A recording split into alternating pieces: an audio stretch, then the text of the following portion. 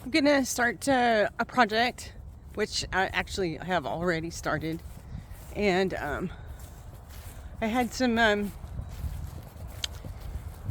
uh, butterfly bush trees and blackberries, and they all got so out of hand that I decided to make them make a butterfly area. So you work with what you have, right? And as you can see, this is all pretty much natural landscaping. Have berries and flowers everywhere. And I kind of want to stick with that theme of keeping it natural, not too perfectly landscaped. A little wild looking natural. So here's my big project right here. This area here was covered in blackberries. You see all the dead area here. And there's a big long log. The previous owner had used this area, I think, for a bird pit. So anyway, all the blackberries bushes were growing up over that log, and they were pulling down the butterfly bushes, and they were laying on the ground. So I ended up having to pull a few of those out, but I still have several left. They get quite tall, so I'm gonna have to stay on top of pruning them so I can prune them. So I plan on putting like a pathway through in here with some pavers, rocks, so that I will be able to get to them when I need to prune them. So give me a little area to walk in. So this is the front, and I cleared all this out as well. Not as many blackberry bushes, but there was some, and a bunch of weeds. And so I started laying down some mulch, and after I put down the cardboard to help block any blackberry bushes that may want to pop up again. And I have that whole section over there too. There's another stump, and there's one over there too. So I'm going to use those, kind of put it into the landscape, and I'm going to try to use what I have. I have a lot of foxgloves that grow on the property, and some of them are growing in places I really don't want them to be growing, but they get beautiful when they bloom. And I have daisies that grow wild around here too, so I'll put some of those in. And then of course I got some clover. So all these plants right now, other than the there's another daisy, other than the blueberry, I keep saying blueberry, butterfly bushes, I have pulled up from the yard area and transplanted over here. As you can see, I still have some brambles coming up, so I will have to dig those out. And I still have quite a bit of work to do. Now this area has a bunch of dips in it. I'm assuming it's from rain and gophers and burning. So I am taking the dried up branches and I'm going to try to fill in all those holes with the cuttings that I have, and then put cardboard down on it, and then the mulch to help best clear up the divots, the dips. I actually fell out here one day because of one of them. So it looks overwhelming, might be, but I figure I take it a section at a time and I'll get it done. I have an old hose that got a hole in it, and so I've marked that off in the back of where I want it to come. And then I have another one, another old hose that I found, and I'm going to mark that off in this area. And I haven't decided, but I think I am going to put down logs for a border. I have so many of them because the tree branches fall, and you have to cut them up every year. And rather than burn them, just might want to return them to Mother Nature.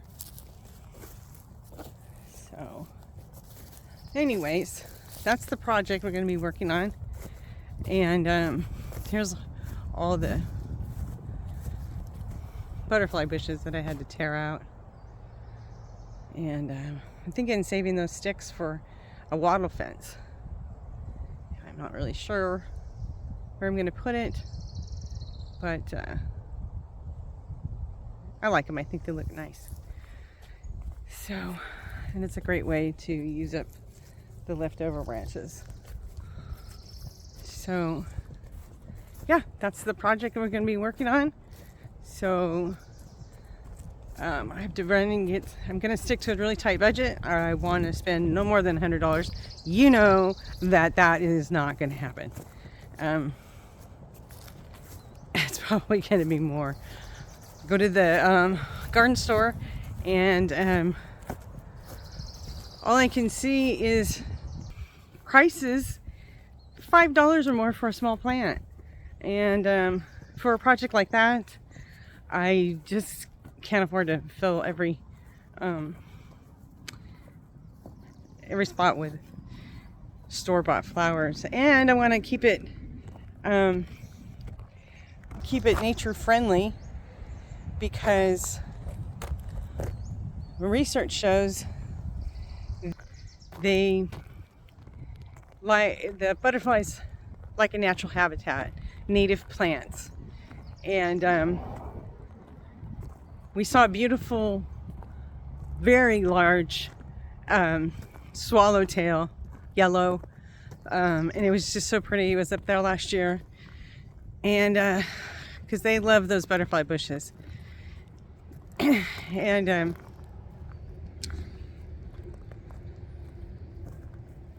that's kind of what inspired the whole thing. But they also like to have natural habitat, what they're used to, what they grew up in, you know, just like all of us. We like what we grew up in. So that's another reason to use the native plants that I have growing around here. See, here's another foxglove. They just grow everywhere around here. And as well as the daisies and irises. You just have so many. So I have another area I have been working on. This area when I moved in was covered in tall grass, and daisies were in there, a few foxgloves, but I knew I had to do something with it because it started out to be pretty with all the daisies blooming, but it got to be a handful. Having to cut it, and again, we have all the dips in the property and making it dangerous to work when you can't see the ground. So I have started putting in plants around here and moving some around.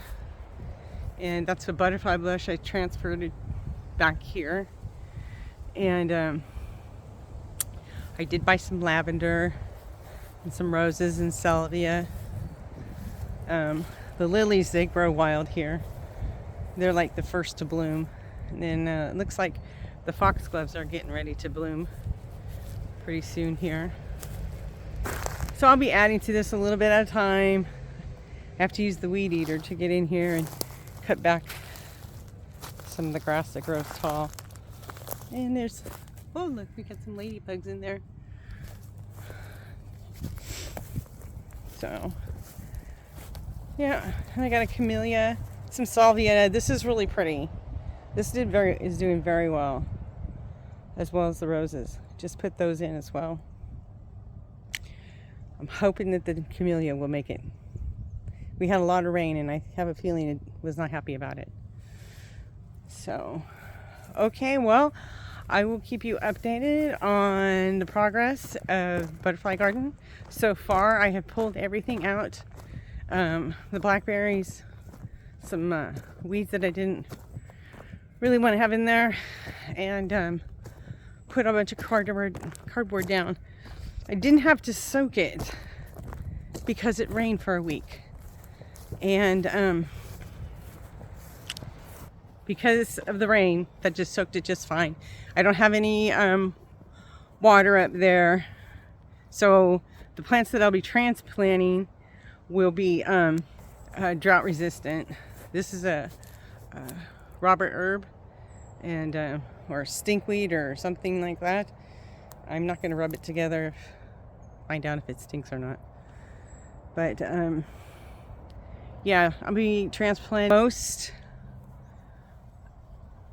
of the plants that I'm putting up there. I'm going to take them from the similar conditions that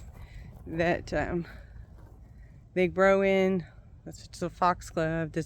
They're pretty drought tolerant, and basically they grow everywhere.